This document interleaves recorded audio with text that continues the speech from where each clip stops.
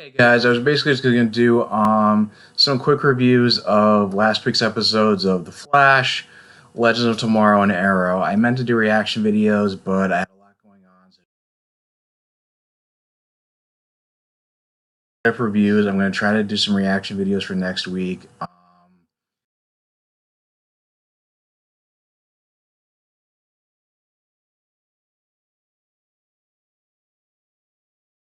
Reviews of Thor Ragnarok. Do a spoiler review since it's been out for a few weeks now, and also do a spoiler review for Justice League. Hopefully later tonight or just this week. Now with The Flash, you have season 4, episode 6, also known as When Harry Met Harry, which is probably definitely the most misleading title of all, because it did hint in this. It was like hinted at in this episode, and they were in press releases saying that basically they were supposed to have like a council of wells, kind of similar to like a council of Ricks, like on Rick and Morty, where Harry was supposed to consult with like other doppelgangers from the multiverse in order to determine DeVoe's identity after just narrow it down after Digby name dropped him 2 episodes ago. And the episode actually started off with both of them just bickering and Ralph going on about how he ruined his life. And and then they're held at gunpoint by a mugger, actually the same mugger who actually tried to mug Barry back in thinking like, I think like I don't know, maybe like the 2nd or 3rd episode or season 1. But like because of Ralph's powers, like the bullets just end up just ricocheting off of ricocheting off of him and on back onto the mugger in like pretty comedic fashion, where he gets shot in the leg, gets shot in the ass, and Barry has to take him to the hospital. And because he's so casual with his identity, and because he's seen him he tried to mug him before, he used his powers around him, and presumably he couldn't prove anything. He just figured, oh, I gotta take him to the hospital. And the thing that my biggest complaint about it is that they were trying to use like hypnosis to try to figure out the villain of the week was supposed to be known as Black Bison, who was like a former activist and professor and like also Native American descent, trying to collect this artifact and have it sent back to her people.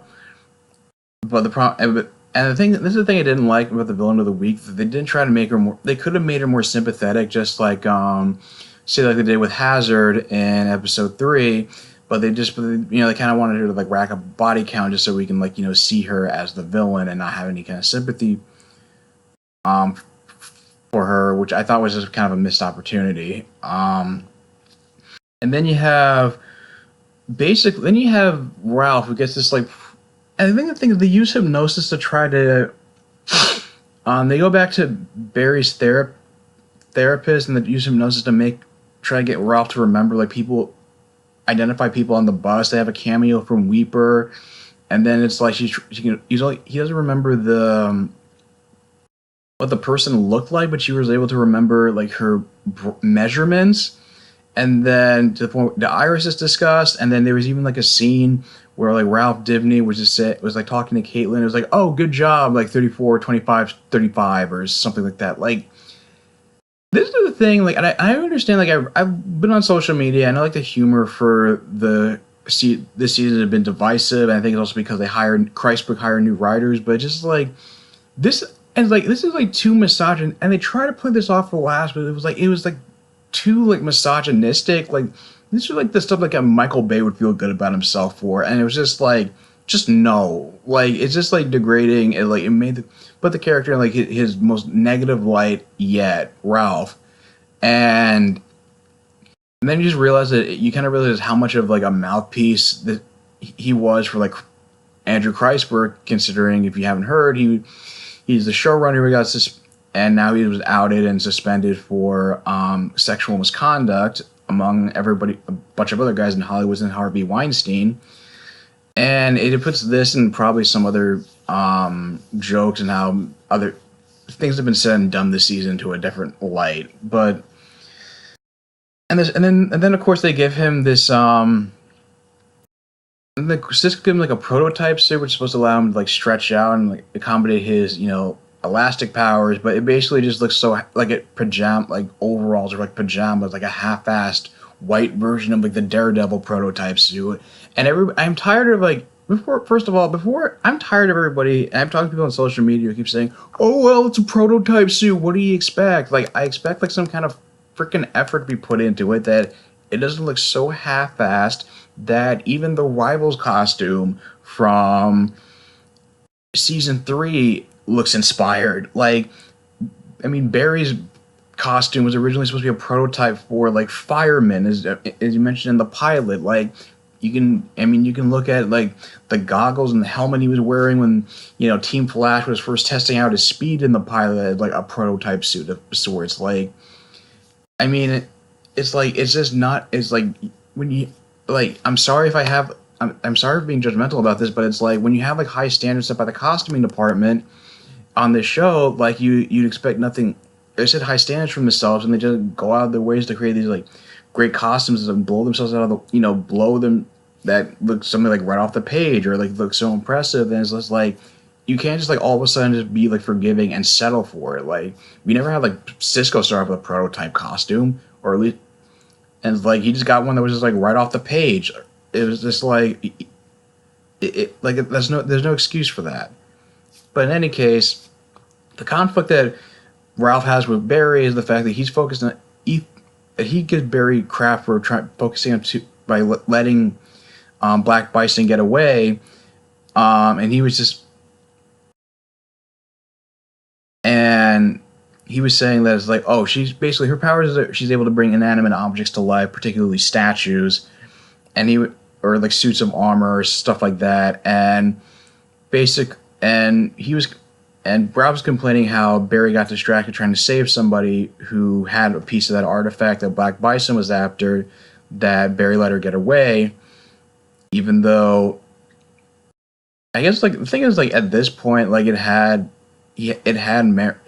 some merit just because it's like he could have, after watching I think like episode 4 where like Barry could have just like phased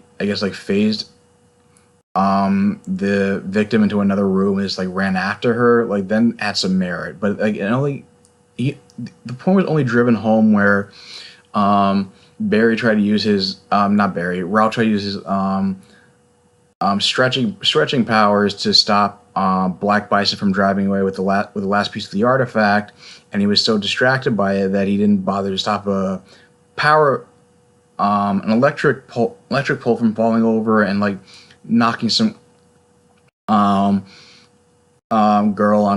unconscious, and she had be injured and taken to the hospital, and Barry couldn't rush to her rescue because he had been temporarily immobilized by I think he was like immobilized temporarily by either Black Bison or like part of the electric cable falling on him, and it's like his healing factor hadn't quite kicked in at that point. So that was believable. So I bought the reason for why Barry couldn't rush to the rescue immediately and why she got injured. And that's the point where Ralph felt guilt-ridden and had time to reflect and realize that as a PI, he never had to get like emotionally invested in any of his cases or would worry about other people's well-being. And now it's like a whole different, realizes that the whole superhero game is a whole different thing. And Barry offers to, I guess, showing he's being the bigger man, that he says that he's screwed up in the past, and that's the biggest thing is being a hero is feeling the weight of the world on your shoulders, and having to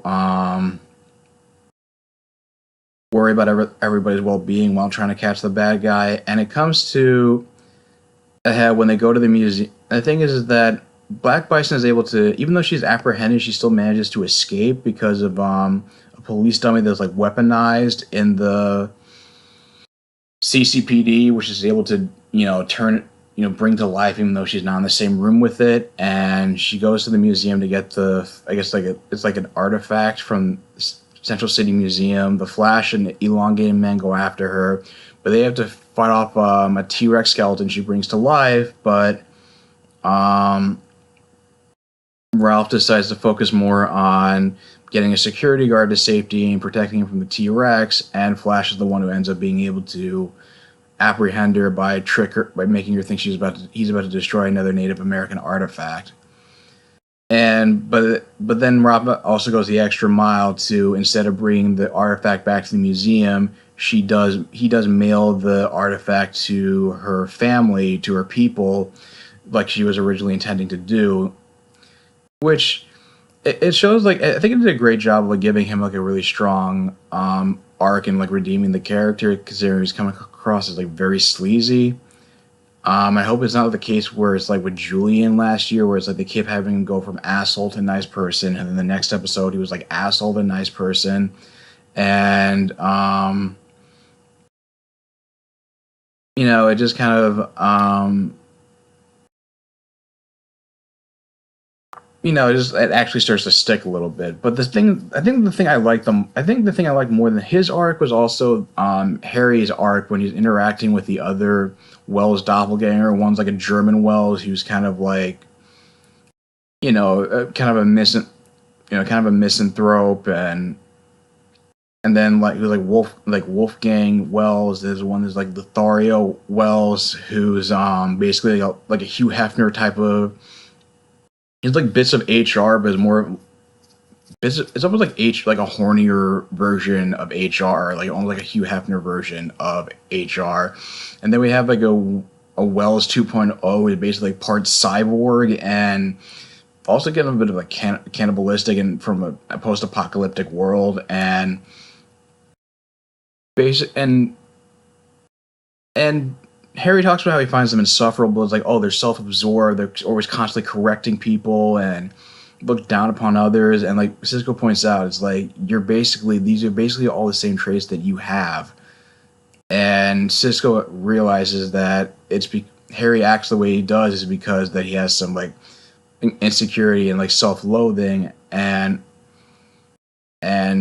advises Harry that he needs to be compassionate towards himself, both in the literal and the figurative sense, and which is why when he communicates with the other Wells via holograms, that he says that he considers them friends, and that they basically all have something to offer, and even the other doppelgangers, like when they're like even though they were rude to one another and they're butting heads, like even they start to show like compassion for one another and start to collaborate more. But it's still funny that you can tell like Tom Cavanaugh like improv, and he came up with all these like wild characters, and it was kind of funny to have him like have this like an arc where you feel like he's legitimately becoming more more like compassionate person. I mean, they were kind of starting to do that a little bit with season 2, where it's just like he went from like start to not just solely caring about his daughter to like caring about other people, but now it's like showing like open like empathy for them. And that's something an arc I like more, just because like I've been attached to Harry, to that character. I like him a lot, and I guess because he didn't start off as like misogynistic, which is something that turned me off, but otherwise, it's a pretty decent episode. It wasn't quite as good as Girls' Night Out, but at least like they had like a really cool ending where the Thinker and his assistant are like, they realize that they know the Flash is onto them. They know he's calculated and predicted that they're going to come and ambush them, thanks to the Council of Wells being able to narrow it down to Clifford DeVoe and his identity. And they ended up going to his like house in Central City. And instead of, the Thinker in his like floating chair and the thinking cap on, and the assistant dressed up in a lab coat, they basically just show up there like as a suburban couple. The assistant, basically she's known as the mechanic as the comics, supposedly being his wife, which I hope is not just a ruse, because then they'll just add layers to both of their characters. And then DeVoe just comes to the door just in a regular wheelchair and civilian clothes, and it completely throws Barry and Joe for a loop, which is like, because you realize like, okay, they're obviously not going to be able to take this guy down when 7 episodes in, because it's still supposed to be like 23 episode season. But now you realize that Barry, he's going to be playing mind games with Barry, and a la Prometheus did with Oliver in season 5 of Arrow and basically be able to, just cover his tracks for the most part, in which, Barry is really going to, and just based on the previews for next week where Barry's like sneaking to his house and,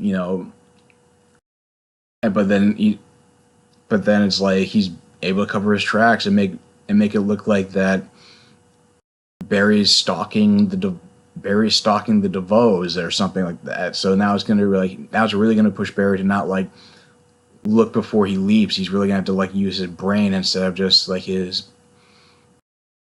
take this guy down, and maybe even bring out a more like strategic and maybe the more intelligent side of this character that we saw back in season 2 of Arrow when he first showed up, and I'm looking forward to that.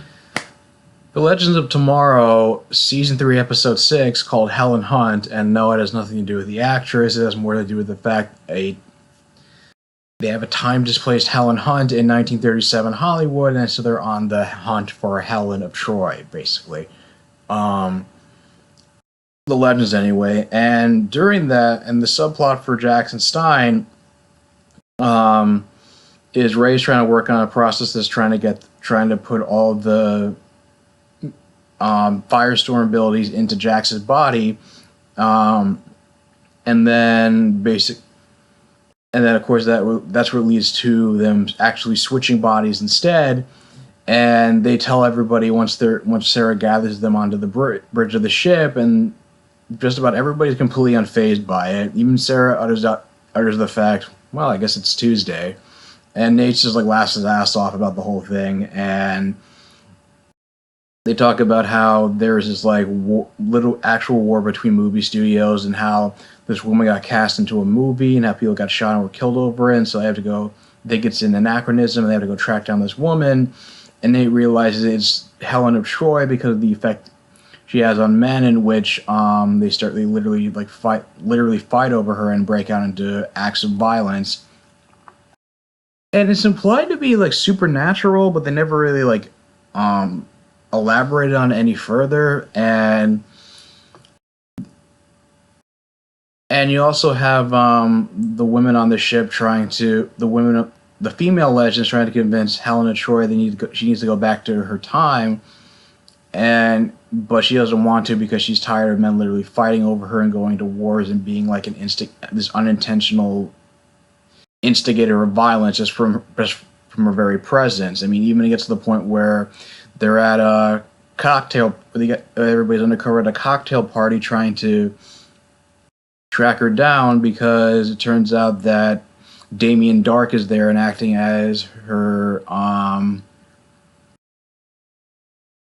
like Hollywood agent, which I'm not sure why he's there, but he's there in particular. And he just says, like, he's very vague about it. He says, oh, acronyms are good for business, and he even brings along Kawasa and Nora with him, and tries to make a deal, negotiate with Sarah, and says, like, listen, just take your crew, go back to 2017, and let me go about my business, and don't get involved in my affairs, and I'll spare your lives, which they don't follow through with. But because of Helen's effect on the men around her, that basically the guys are all sidelined, and basically the female legends who decide to take it upon themselves to go find Helen of Troy, where she gets taken by another movie studio head from Warner Brothers Studios to like another rival studio, and try to get her back to her original time period. And then of course, Jax is having to get used to the fact that being in an older man's body, where he has to deal with arthritis and constantly going to the bathroom, and Martin gets to experience what it's like being in a younger man's body, and he actually gets to meet his celebrity crush, or his what was supposed to be his hall pass, Hedy Lamarr, who was not only a famous actress but also like a famous scientist. But I guess presumably because of the fact that her big breakout performance was she basically got turned over for the actual Helen of Troy in a period piece, that it leads to negatively affects the Legends, in which they're stranded in 1937's Hollywood because her contributions to science don't lead to the technology that's later used on the Wave Riders, so they basically can't leave, and so nothing's working. And they can't even deal with the body. So they can't leave, let alone deal with a body swap. And Nate's besides like Nate laughing his ass off, Damien and Nora confront Stein and Jax's body as well as Lamar, but he tries to freeze, basically uses powers on them, but because he loses the concentration when he learns of the body swap, because he starts laughing his ass off at the situation. And this is a nice thing about Legends, it doesn't take itself too seriously. It's very self-aware, that instead of this whole shock or any kind of arbitrary skepticism to what's going on around them, that there were people reacting to the body swap oh, what else, what else is new? We see weird crap like this all the time. And you have Jackson Stein's body and most of the Legends coming to the rescue. And basically Damien almost kills Stein, but Sarah decides to no magic, let's just do it League of Assassins style, and challenges him to a duel in which she wins. And Damien does hold up his end of the bargain, but he finds a loophole in which his daughter is able to uses her powers on Sarah to the point where, even though of course she's not going to die, it does put her into a coma. It does weaken her enough for her to pass out from the pain and put her into some kind of coma. And Lamar, who's aware of the body swap and their whole situation, convinces Jax and Stein to merge like usual, except now it's Martin Stein takes on the physical manifestation of Firestorm, and they're able to use their abilities to overpower both Nora and Damien Dark and force them to retreat, which also provides some in context, at least for as far as dealing with magic-based powers is concerned. Besides the fact that I guess because it's a strand on their budget to keep using Firestorm, why he keeps getting sidelined for so many episodes. And then of course Mari had stayed behind. I think it was Zari and Amaya who had stayed behind to guard Helena Troy, and Kawasa had snuck onto the ship in which she confronted Amaya, and Kawasa revealed that she was Amaya's granddaughter, but then she's forced to retreat when Helen Troy stabs her with a knife that I think either Zarya or Amaya gave to her for protection. And because Zari feels guilty for trying to force Helen to go back to her time and not being happy there, she finds a loophole and quote-unquote hacks history, in which, because she disappears after the war, that she's able to that she just ends up dropping her off at, of all places in her time period, Themyscira, instead of taking her back to Troy. And I gotta say, the body swap I think the thing I liked the most about this episode is how it was a better female-centric episode than even the Flashes, which is not a knock on the Girls' Night Out episode, but it was nice that they got the idea of showing rather than telling, and not having to throw in lines like #feminism and just kind of be heavy-handed with it. But overall, I think it's another solid episode. I mean, I can't put my finger on it as to, I don't know what it was. I didn't quite enjoy it as much as last week's episode, but it was still pretty good. And I just hope we get more traction into this whole Mullis thing. And, they're going to, supposedly they're supposed, the Legends are going to encounter Gorilla Grodd in next week's episode. And I'm just kind of curious to see whether or not he's going to be a villain of the week, or they're really going to follow through and make him a recurring villain on the show. and have him join up with Damien Dark and all these other villains that they're bringing back for the show. Now, with Arrow, Season 6, Episode 6, Promises Kept, which is the second part and the conclusion of the two-part Slade-centric story arc, where you found out the flashbacks show that after the battle with Oliver on the Amazo, where his eye got gouged out, that he was like found on the shores of the Philippines, and his son, Slade's son Joe, has become an ASIS agent, and that's how they found him. And so he decides to go back to the agency and, train with Joe and try to bond with him after being missing for so long. But he keeps having like flashbacks to the island, and he's trying to fight the effects of the Mirakuru, but it just making him more like on edge and aggressive, especially during training sessions with his son. But he also keeps saying he's seeing hallucination of Shadow telling him to go and kill Oliver Queen, and he just figures like, no, it can't be. Oliver died on the Amazo. He drowned, and there's like this same like hallucination of Shadow that keeps egging him on, acting like a Lady Macbeth of sorts to try to drive him to kill Oliver. And you can tell he's really struggling to fight the effects of the Mirakuru, and it's not until he sees the news footage from the Arrow pilot of Oliver Queen being found and alive and well, which finally causes him to completely snap and succumb to the effects of the drug, in which he takes out a katana and slaughters everybody in the ACES training facility, and takes the Deathstroke armor, which is actually supposed to be like combat armor, which was like made from design and funded by ACES, and he's covered in blood, and then he knocks Joe unconscious and breaks his promise to stay with him because he decided to succumb to the effects of the Mirakuru and carry out his vengeance on Oliver in season 2 of the show. And seeing his son as a member of the Jackals in President's Day, he decides to join up with his son, mostly just try to get through to him, with Oliver, and Slade finding out that Oliver had followed him, and he decides to, find out about what the Jackals' plans are, and communicate with Oliver and be like an inside man to Oliver so they can foil their plans. And it turns out they're gonna rip off steal some military explosive, and I guess use it to.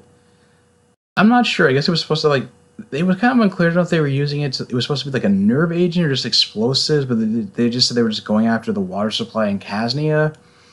And the thing is that Oliver gets caught by the Jackals, including Slade's contact. I think his name was Nylander. And Joe says "Oh, Oliver has a son. You should take your revenge on Oliver and also kill the son too."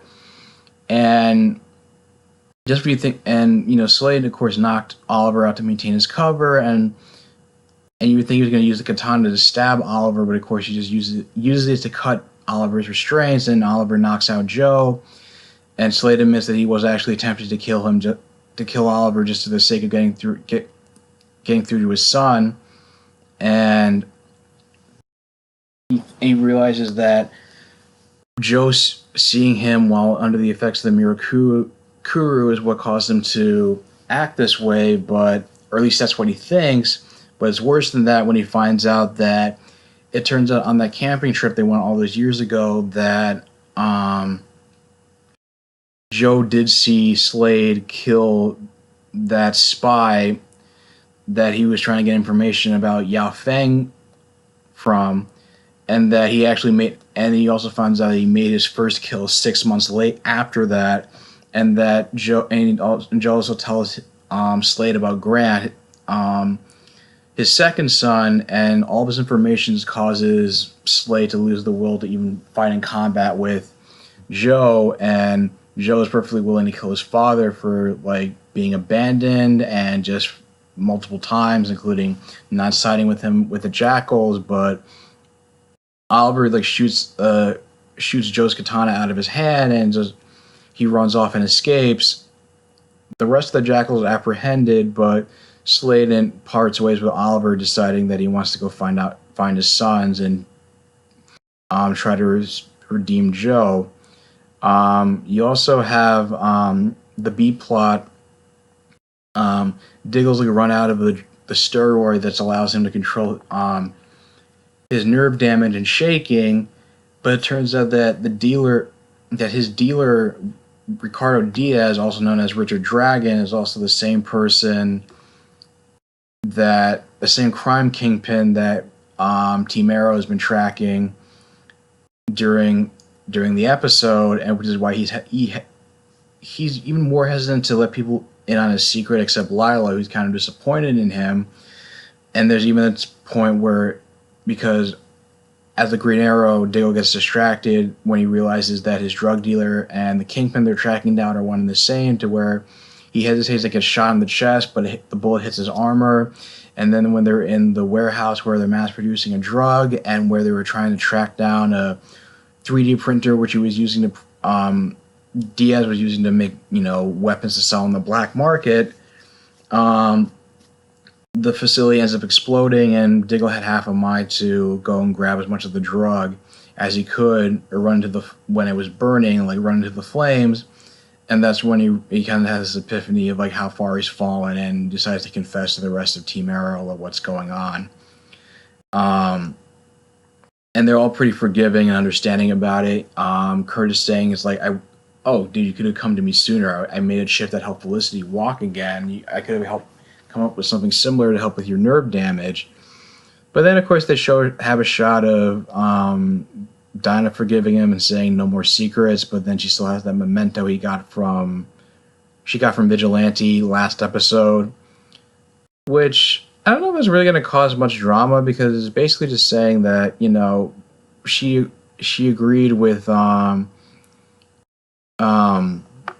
Diggle, and saying that there's got to be some good left in Vincent to reason with him. So now it just feels like, okay, now they're going to flip the script and just make it seem like Diggle's against her trying to reason with Vigilante, which is weird. But overall, I thought the second part of this two-parter was stronger than the first part, just because the whole Vigilante stuff was boring, and I thought the Richard Diaz stuff was more interesting and more integral to the plot, at least or with Diggle's storyline. So it's kind of cool we finally got introduced to him, and how often we're going to be seeing him, and if they're really going to join forces with Caden James and Black Siren and Anatoly, since I guess I hope Mark Guggenheim actually has some follow through of making them kind of like the show's version of the Legion of Doom of sorts, as opposed to just having them just have their own agendas and this coming in and out and just making it too much like Supergirl season 2, where they don't have a clear like main antagonist. But anyway, guys, what do you think of the episodes this week? Let me know your thoughts in the comments down below. If you like this video, like, share, and subscribe, and I will talk to you guys soon. Take care.